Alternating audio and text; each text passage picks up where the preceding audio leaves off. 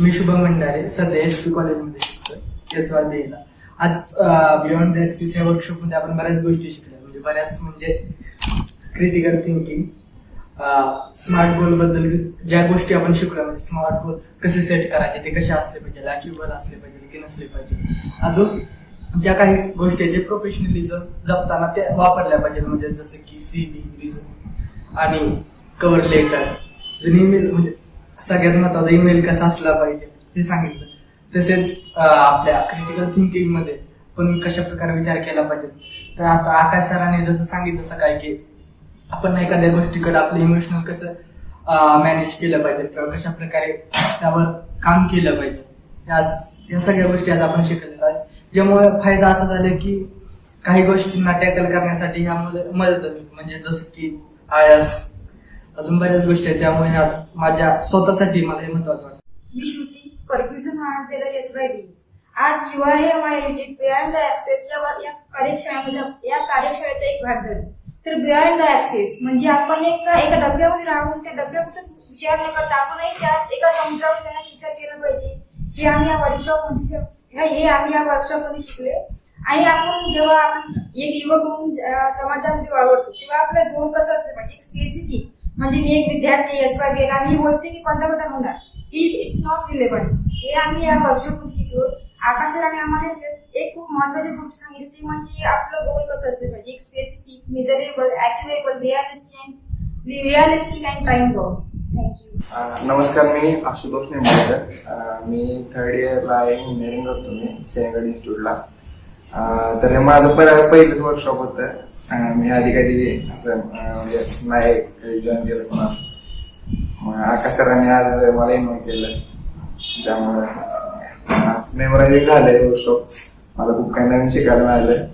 म्हणजे ज्या टर्म्सला मी कधी विचार पण नव्हता केला, त्या मला आज एक्सपिरियन्स करायला मिळाल्या आणि खूप काही नवीन पण शिकायला मिळालं. निलेश सरांनी एक मला म्हणतो सांगितलं की रिडिंग बद्दल, म्हणजे वाचायचं कसं, हे मला आयुष्यात मला अजून कधीच कोणी सांगितलं नव्हतं. एवढी म्हणजे एवढं बुक रिडिंग वगैरे केलेलं मी, पण असं रिडिंग कसं करायचं हे मला आज समजलं. नमस्कार, मी ओंकार. बियॉन्ड ऍक्सेस वर्कशॉप मला खूप आवडला. तर याच्यामध्ये काही छोट्या छोट्या गोष्टी आहेत की ज्या आपण मिसिंग करतो, जसे की CV रायटिंग असतं, रिझ्यूम असतं आणि क्रिटिकल थिंकिंग, ज्या भविष्यात खूप गरजेचे आहेत त्या गोष्टी. जर ह्या गोष्टी जर नसेल तर आपण एक परिपूर्ण जगू शकत. Hello, my name is Ashok. I am currently studying in Ferguson College, first year student, BA Economics. सर्वप्रथम UIM या युथ प्लॅटफॉर्मला खरंच खूप धन्यवाद की ज्यांनी बियॉन्ड ऍक्सिस सारखा अभिनव उपक्रम हाती घेतलाय आणि या वर्कशॉपच्या माध्यमातून आम्हासारख्या तरुण युवकांना लीडरशिप आणि 21st सेंचुरीज मधल्या स्किल्स या बेसवरती ग्रासरूट लीडरशिप आणि एक देशाचं भवितव्य घडवण्याचं जे काही काम सुरू केलंय त्याबद्दल खूप सारे धन्यवाद. आजचा वर्कशॉपचा अनुभव हा खरंच मेमोरियल होता, जो की आयुष्यभर लक्षात राहील. यामध्ये प्राध्यापक आकाश सर आणि निलेश कुमार यांनी खूप उत्कृष्ट असं मार्गदर्शन केलं. आकाश सरांनी गोल सेटिंग, इमोशन मॅनेजमेंट आणि वेगवेगळ्या सायकोलॉजिकल कन्सेप्ट वरती फोकस करून आम्हा सर्वांना मार्गदर्शन केलं. त्याचबरोबर निलेश कुमार यांनी social skills, CV, biodata, email writing, त्याचबरोबर क्रिटिकल थिंकिंग, जे की 21st सेंचुरीमध्ये सगळ्यात गरजेचं आहे आणि जे विद्यार्थ्यांमध्ये याची कमतरता जाणवते याविषयी सखोल असं मार्गदर्शन केलं.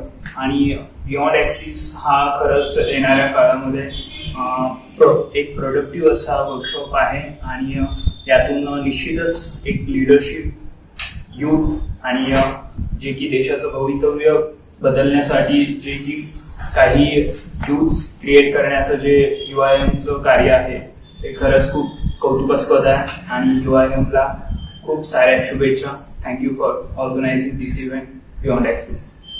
नमस्कार, मी आकाश. माझं मास्टर झालंय काउन्सिलिंग सायकोलॉजी मधून. मी कोल्हापूरचा आहे बेसिकली. मुळात बियॉन्ड ऍक्सेस हे आम्ही वर्कशॉप आम्हाला सुचलेली युवाएम नंतर लॉकडाऊन लागला. लॉकडाऊन नंतर ही संकल्पना आली की एखादं वर्कशॉप घेऊया तरुणांच्यासाठी, युथसाठी. तर कोणकोणत्या गोष्टींची कमतरता आहे, तर आम्ही अशा गोष्टींचा शोध घ्यायला चालू केला.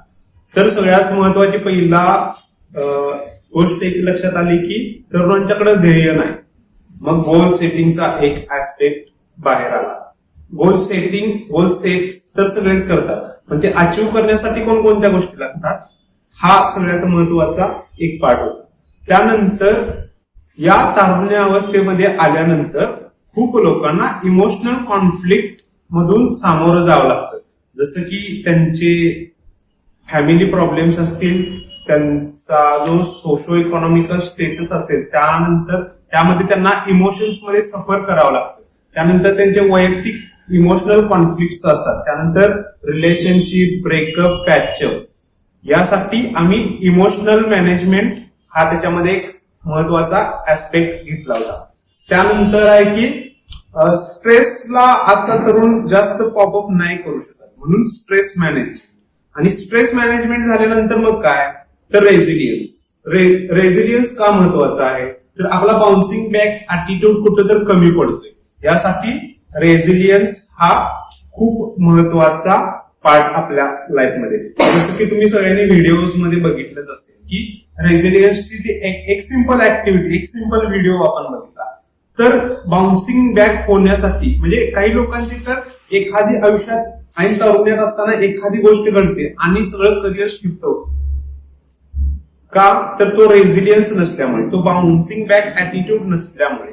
त्यासाठी आपण तरुणांना हा रेझिलियन्स देण्याचा एक सगळ्यात मोठा तो पार्ट आहे. त्यानंतर मग स्किल कोणते कोणते, तर जसं की मग क्रिटिकल थिंकिंगचं असेल, सीव्ही असेल, रेझ्युमे असेल, त्यामधला डिफरन्स असेल.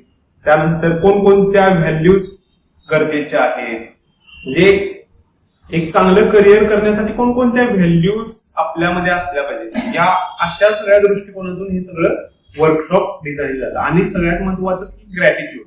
आपण खूप गोष्टी अशा करत असतो, खूप चांगल्या चांगल्या गोष्टी दिवसभरात करत असतो, पण आपण त्याच्याबद्दल कृतज्ञता व्यक्त करत नाही. म्हणून कृतज्ञता व्यक्त करणे ही सगळ्यात महत्वाची भावना मानली जाते. त्यामुळं I am thankful for everyone. Thank you युवा है हम. युवा है हम अशा आणखी बऱ्याचशाच ऍक्टिव्हिटी आणि अपकमिंग इव्हेंट्स आता येत आहेत आणि तुम्ही याला जॉईन होऊ शकता. आणि खरं तर बियॉन्ड ऍक्सेसचा हा माझा एक्सपिरियन्स खूप छान होता, कारण लॉकडाऊन मध्येही आम्ही एक वर्कशॉप पहिलं घेतलं होतं. त्यानंतरचा हा जो दुसरा रिस्पॉन्स आहे हा खूपच चांगल्या पद्धतीचा. हा एक इंट्रोडक्टरी सेशन म्हणून आम्ही तो रन केलाय.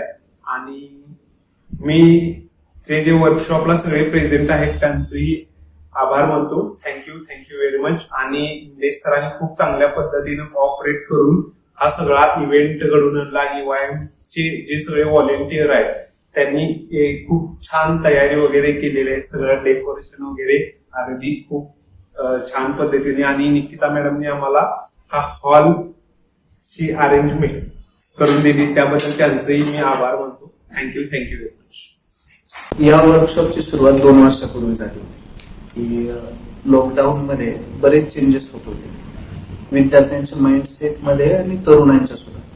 मग याच्यासाठी काय करता येऊ शकतं, तर बरेच आपल्या एज्युकेशन प्रोसेस मध्ये बरेच लूप होल्स आहे जे आपण सगळे जाणतो. त्याच्यामुळे आम्ही काही वेगळं करतो अशातला काही भाग नाही.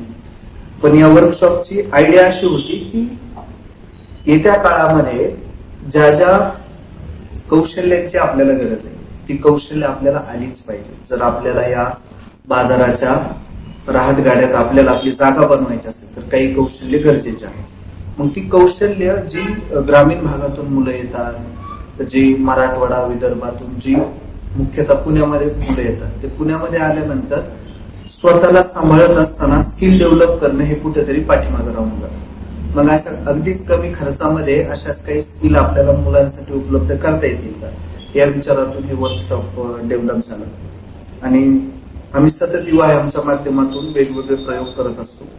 त्या प्रयोगामध्ये जरी कमी लोकसंख्या असली किंवा कमी लोक पार्टिसिपेट होत असले तरी गुणात्मक दर्जासाठी जास्त लोकांची गरज नसते असा जो सिद्धांत आहे तो आम्ही थोडासा पाळण्याचा प्रयत्न करतो. हे आमचं दुसरं वर्कशॉप होतं. मागच्या वर्कशॉपला 2 राज्यातली वेगवेगळी मुलं होती. यावेळी फक्त पुण्यातली मुलं आहेत, कारण ते ऑनलाईन असल्यामुळे ऑनलाईनचा ऍक्सेस वेगळा आहे. पण ऑनलाईनचा इम्पॅक्ट आणि ऑफलाईनचा इम्पॅक्ट सुद्धा डिफर करतो. तर यावेळी जे वर्कशॉप झालं हे माझ्यासाठी जरा धावपळीचं ठरलं यावेळी, कारण तयारी करणं, त्याच्यानंतर वैयक्तिक कामं आणि सगळ्यात महत्वाचं म्हणजे कोलाज ज्या पद्धतीने आमचं मागचं वर्कशॉप झालं त्यातून एक आशा आली होती की आपल्याकडे मुलं येऊ शकतात किंवा आपण मुलांना त्यांना खरंच जे गरजेचं आहे ते आपण प्रोव्हाइड करू शकतो. त्याच्यामुळे क्रिटिकल थिंकिंग पासून तर इमोशन मॅनेजमेंट पर्यंत तर गोल सेटिंग पर्यंत अशा आम्ही वेगवेगळ्या मोजक्याच पैलूंना या 4-5 तासाच्या वर्कशॉपमध्ये हात घालण्याचा प्रयत्न केला आणि त्याला एक उत्तम प्रतिसाद या ठिकाणी मिळाला. आकाशचे विशेष आभार की आकाश कोल्हापूरवरनं पुण्यात आला. त्याने पूर्ण सेशन खूप छान पद्धतीने मुलांना ते आवडले देखील. जर अजून आम्हाला याच्यामध्ये काही सजेशन्स मिळाले तर आपण त्याच्यामध्ये अजून इम्प्रूव्हमेंट करू शकतो आणि येणाऱ्या काळानुसार आपण आपल्यामध्येही सतत बदल करू शकतो. तसं या वर्कशॉपमध्ये अनेक एलिमेंट ऍड होऊ शकतात.